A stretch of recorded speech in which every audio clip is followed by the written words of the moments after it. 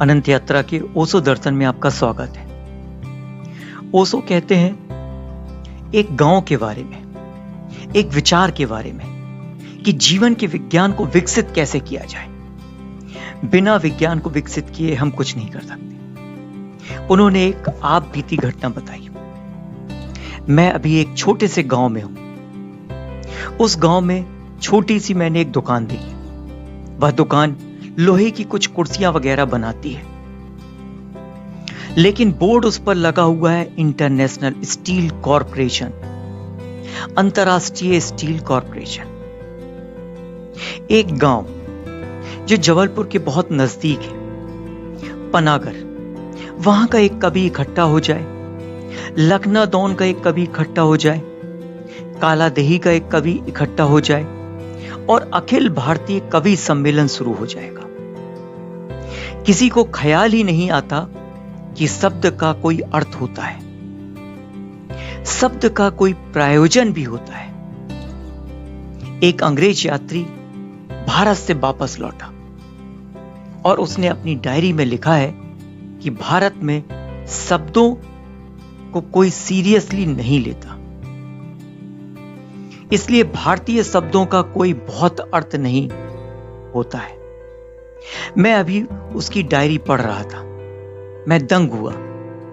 उसने यह उल्लेख किया है कि भारतीय शब्दों का कोई अर्थ नहीं है, क्योंकि किन्हीं भी शब्दों का किसी भी तरह उपयोग किया जाता है।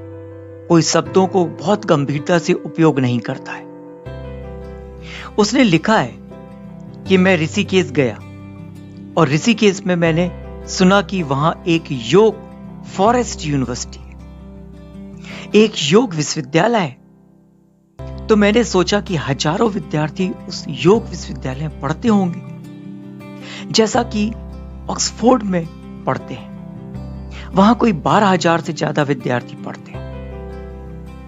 मुझको लगा शायद ऐसा ही कोई विश्वविद्यालय होगा, तो मैं दर्शन करने गया।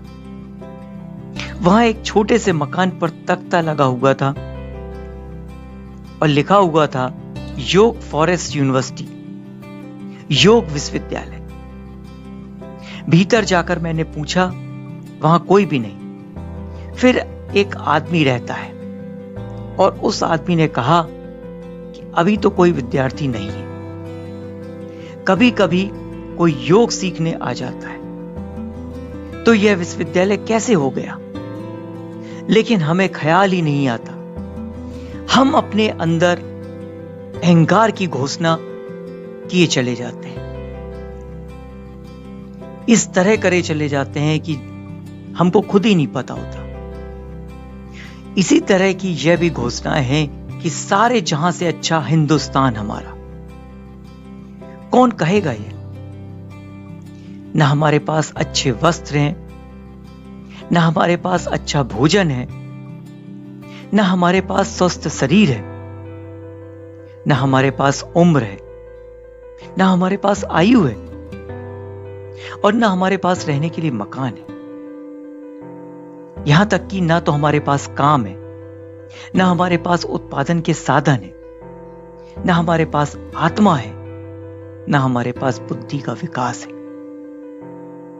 फिर भी हम दुनिया में सबसे अच्छा अपने को कहे चले जाते हैं।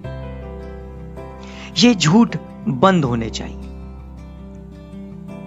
हमें जानना चाहिए कि हम क्या हैं और कहां हैं।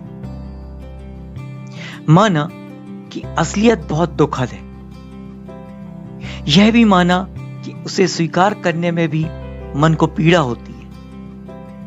लेकिन घाव को देखना अच्छा है बजाय ढांक लेने के। बीमारी को पहचानना अच्छा है बजाय भुला देने के,